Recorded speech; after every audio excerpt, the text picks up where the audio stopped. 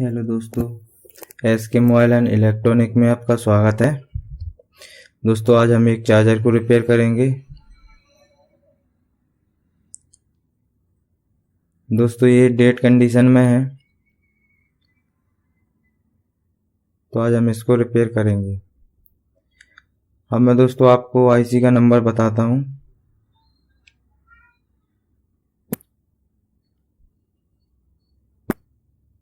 ये चार्जर की पीसीबी है और दोस्तों इसमें जो आईसी लगी हुई है वो 9908 की आईसी लगी हुई है दोस्तों। अब ये जो दोस्तों कैपेसिटर है और ये रेजिस्टेंस है दोस्तों, ये बर्न हो गई है।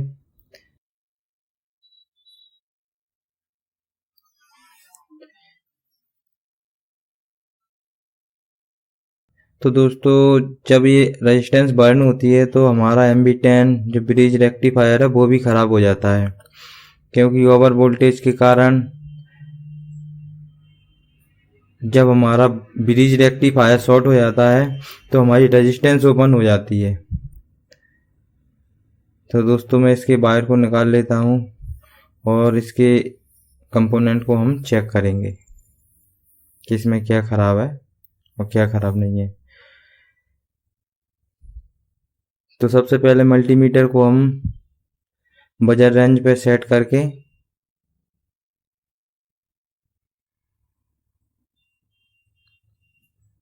सबसे पहले तो हम इसके फ्यूजिबल रेजिस्टेंस को चेक करेंगे।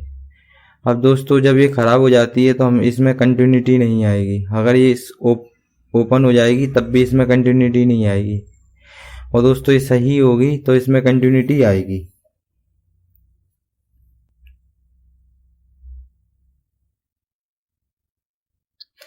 अब दोस्तों, ये इसका 1 kb का कैपेसिटर है, एसी कैपेसिटर। इसको भी हम चेक कर लेंगे कहीं ये शॉर्ट तो नहीं है। अब दोस्तों, इसके ब्रिज रेक्टिफायर को हम चेक करेंगे, क्योंकि दोस्तों जब ये रेजिस्टेंस ओपन हो गई होगी तो ये भी ब्रिज रेक्टिफायर इसका शॉर्ट हो गया होगा। तो दोस्तों, इसको चेक करना मैं आपको दिखाता हूँ। जब हम दोस्तों इसके एक तरफ से चेक करेंगे तो रीडिंग बताता है, एक तरफ से रीडिंग नहीं बताता। अब देखते हैं दोस्तों, इधर रीडिंग नहीं बताई, पलट कर लगाएंगे तो रीडिंग बताएगा इस तरह से। तो एक स्टेप इसका सही है। अब दूसरे स्टेप पे रीडिंग नहीं आ रही, अब हम पलट के लगाएंगे तो रीडिंग बताएगा। ये दोस्तों देखो, तो ये इस तरह से सही है। अब दोस्तों, इसके AC इनपुट पे भी हम चेक करेंगे। इधर भी दोनों तरफ से इसे रीडिंग नहीं बतानी चाहिए।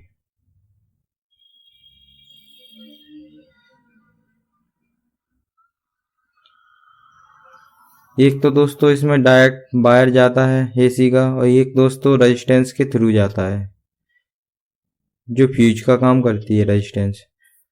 तो दोस्तों, अब इसके AC इनपुट पर भी हम चेक करेंगे। अगर रीडिंग आएगी तो ये हमारा ब्रिज रेक्टिफायर ख़राब होगा। AC इनपुट के दोनों लेग पे हम मल्टीमीटर की प्रोब रखेंगे। अब पलटा के रखेंगे तो दोस्तों ये रीडिंग आ रही है, तो इसका मतलब ये है कि हमारा ब्रिज रेक्टिफायर ख़राब है। दोनों लेगों पर दोस्तों AC इनपुट पर रीडिंग नहीं आनी चाहिए। अब ये कैपेसिटर है, ये दोस्तों मैं आपको दिखाता हूँ।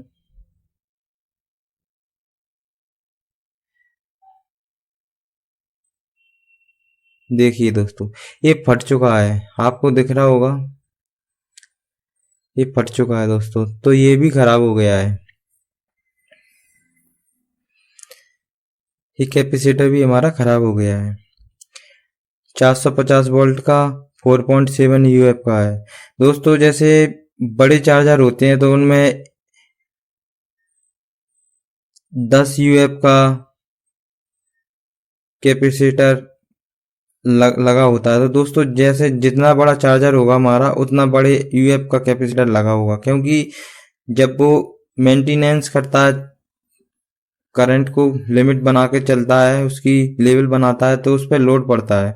अगर वो कम कम वैल्यू का होगा तो ज़्यादा अच्छे से वर्क नहीं कर पाएगा। तो इस तरह से दोस्तों ये रहता है। अब दोस्तों इसकी जो आईसी है, एक हम इसकी ड्रेन पर रखेंगे रेड वाली प्रोब को, चाहे जौन सी रख लें दोस्तों। एक एक करके हम सारी लेगों को चेक करेंगे कि आपस में कोई बीप नहीं आनी चाहिए। अब दोस्तों हम पलट के भी लगाएंगे। तो इन पर दोस्तों 100, 50 या 150 इस तरह की रीडिंग नहीं आनी चाहिए, और दोस्तों आपस में बीप नहीं बोलनी चाहिए। तो दोस्तों ये हमारी आईसी भी ओके है। अब दोस्तों हम इनके ये डायोड भी चेक कर लेंगे कि कहीं कोई डायोड तो शॉर्ट नहीं है। ये आउटपुट का डायोड है दोस्तों, शॉर्ट की डायोड है, 167 रीडिंग आ रही है। ये दोस्तों ओके है। और एक तरफ दोस्तों 547 आ रही है, क्योंकि दोस्तों एक तरफ रीडिंग आईसी की तरफ से रहती है, जो इसमें ट्रांसफार्मर लगा है उसकी। तो दोस्तों अब हम इसको देखो दोस्तों, अब मैं चेक करके दिखाता हूँ अपने टेस्टिंग लैंप में। तो ये चार्जर वर्क कर रहा है, लेकिन साथ में हमारा बल्ब भी ग्लो हो रहा है। अब इसका मतलब क्या है दोस्तों कि हमारा इसका जो MB10 है ब्रिज रेक्टिफायर वो शॉर्ट है, इसीलिए दोस्तों ये बल्ब जल रहा था। और इसका हमारा कैपेसिटर भी खराब है।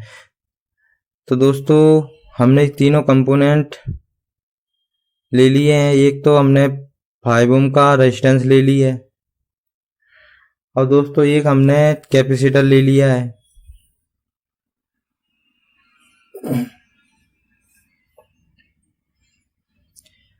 और दोस्तों एक हमने MB10 ले ली है। तो दोस्तों जैसे मैं आपको अभी इसे चेक करके दिखाता हूँ, एक तरफ रीडिंग नहीं बता रही दोस्तों, इधर रीडिंग बताएगी। अब दोस्तों पलट के लगाऊंगा मैं, तो इधर रीडिंग नहीं बताएगी, और इधर की तरफ दोस्तों पहले रीडिंग नहीं बता रही थी, अब रीडिंग बताएगी। देखो दोस्तों अब इसके AC इनपुट पर भी मैं लगाऊंगा तो देखो कोई रीडिंग नहीं आएगी। पलट के भी लगाता हूं मैं, तो दोस्तों देखो कोई रीडिंग नहीं आई। तो ये हमारा MB10 ओके है। अब दोस्तों हम इस PCB में से इसके कंपोनेंट निकाल लेते हैं जो ख़राब हैं। और दोस्तों हमें इसका ख्याल रखना है, जब हम इसके ब्रिज रेक्टिफायर को लगाएंगे तो उल्टा सीधा ना लगाएं हमसे। अभी मैं आपको लगा के दिखाऊंगा। तो सबसे पहले हम इसके ख़राब कंपोनेंट को बाहर निकाल लेते हैं। दोस्तों आप चाहो, जैसे आपके पास MB10 नहीं है तो आप इसमें 2 डायोड लगा सकते हो, वो भी बढ़िया वर्क कर जाएंगे। अब डायोड लगाने का तरीका क्या रहेगा दोस्तों, इसके लिए मैं एक सेपरेट वीडियो बना दूंगा। कभी कभार हमारे पास MB10 ना हो तो हम डायोड कैसे लगा सकते हैं, तो आप इसमें दोस्तों डायोड भी लगा सकते हो। तो मैं आपको डायोड लगा के भी बताऊंगा अपनी नेक्स्ट वीडियो में। दोस्तों आप कैपेसिटर को 400 वोल्टेज की जगह 550 वोल्टेज 450 वोल्टेज का ले सकते हो। और दोस्तों जैसे 4 या 2.2 UF का कैपेसिटर है 400 वोल्टेज का, तो आप उसे 4.7 450 वोल्टेज का भी ले सकते हो। अब दोस्तों हम इसमें MB10 लगाएंगे ना दोस्तों, देखो इसमें प्लस और माइनस रहता है, एक तरफ प्लस का और माइनस का निशान रहता है। देखो जो प्लस का निशान है दोस्तों, हमें उसे आउटपुट की तरफ लगाना है, जिधर हमारा DC आउटपुट होगा और जिधर हमारा कैपेसिटर का प्लस वाला पॉइंट लगा होगा 400 वोल्टेज वाला कैपेसिटर, मेन कैपेसिटर, उधर की तरफ हमें प्लस करना है दोस्तों, इस तरह से। जो प्लस वाला है प्लस की तरफ लग जाएगा, माइनस माइनस की तरफ। अब जब हम इसमें कैपेसिटर लगाएंगे तो वो भी हम प्लस और माइनस देख कर ही लगाएंगे। ये मैंने निकाल लिया कैपेसिटर।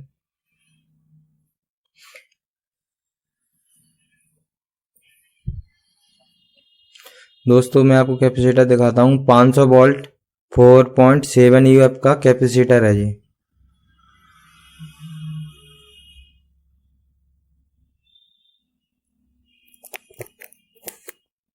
इस तरह से दोस्तों।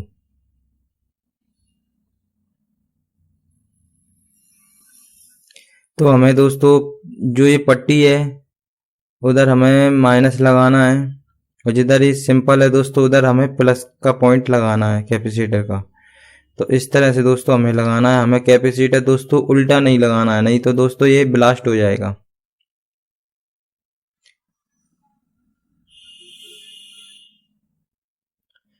तो दोस्तों ये कैपेसिटर लगा दिया। अब जैसे दोस्तों कभी कभार ये कैपेसिटर वीक हो जाते हैं या फट जाते हैं, तो हमारी इसमें रिकनेक्ट की प्रॉब्लम आने लगती है। चार्जर में कनेक्ट होगा, डिस्कनेक्ट होगा, कनेक्ट होगा, डिस्कनेक्ट होगा, इस तरह की प्रॉब्लम आने लगती है। या ये कैपेसिटर वीक हो जाए तब भी हमारा चार्जर डिस्कनेक्ट कनेक्ट इस तरह से होगा। तो हमें इनको चेंज कर देना चाहिए। या तो ये फट जाते हैं या ये थोड़े वीक हो जाते हैं।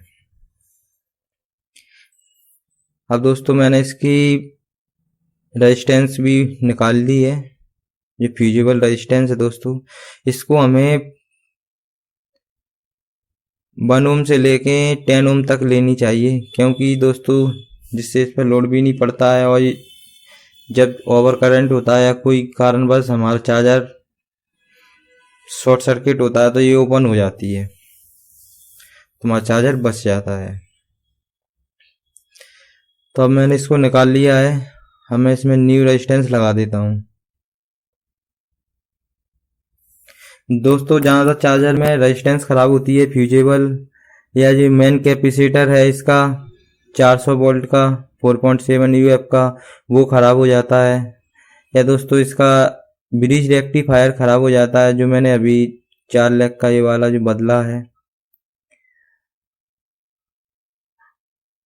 या दोस्तों ज़्यादातर इसके शॉर्ट की डायोड ख़राब हो जाते हैं, जो आउटपुट पर लगे हुए होते हैं ओवर वोल्टेज के कारण या ओवरलोड के कारण। और दोस्तों इसकी आईसी तो दोस्तों काम करती ही रहती है, ओवर करंट आए जब ख़राब होती है या ओवर लोड के कारण ख़राब हो जाती है। तो दोस्तों मैंने इसमें सारे कंपोनेंट लगा दिए हैं। अब इसका जो आउटपुट का मेन कैपेसिटर है 470 यूएफ 10 वोल्ट का। तो दोस्तों कभी कभार एक ख़राब हो जाता है, तब भी हमारे चार्जर में रिकनेक्ट की प्रॉब्लम आने लगती है, या हमारा चार्जर जैसे चार्ज करेगा ना तो वो वोल्टेज को स्टोर नहीं कर पाता, हमारी बैटरी भरेगी नहीं, चार्ज नहीं होगी दोस्तों, ये प्रॉब्लम आने लगती है। तो आउटपुट वोल्टेज को भी हमें देख लेना चाहिए कि कहीं वो फटा तो नहीं है या वीक तो नहीं है। जैसे जिस चार्जर में स्लो की प्रॉब्लम आया, स्लो चार्जिंग कर रहा हो दोस्तों, तो उसका आउटपुट का मेन कैपेसिटर चेंज कर दो। 470 यूएफ का है तो उसे आप 1000 यूएफ का भी लगा दो दोस्तों, कोई प्रॉब्लम नहीं आती। और दोस्तों 16 वोल्टेज तक का लगा दो, कोई प्रॉब्लम नहीं आती। तो दोस्तों देखो ये चार्जर एकदम ओके हो गया है, और हमारा टेस्टिंग लैंप की बल्ब भी ग्लो नहीं कर रहा है। तो दोस्तों ये ओके हो गया है। अब मैं इसका आउटपुट वोल्टेज आपको चेक करके दिखाता हूँ। दोस्तों जब भी आप चार्जर रिपेयर करो तो उसको सीरीज टेस्टिंग लैंप में ही करो। जब हमारा चार्जर रिपेयर हो जाए, कंफर्म हो जाए, उसके बाद हम इसे मेन एसी लाइन दे सकते हैं। हालांकि मेन एसी लाइन ही है। तो दोस्तों अब हम इसके आउटपुट को चेक करते हैं।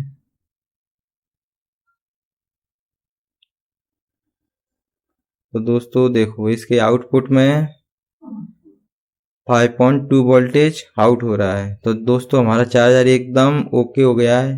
तो इस तरह से दोस्तों आप किसी भी चार्जर को रिपेयर कर सकते हो, कोई प्रॉब्लम नहीं आती दोस्तों। कंपोनेंट चेक करना आना चाहिए हमें। तो इस तरह से हम किसी भी चार्जर को रिपेयर कर सकते हैं।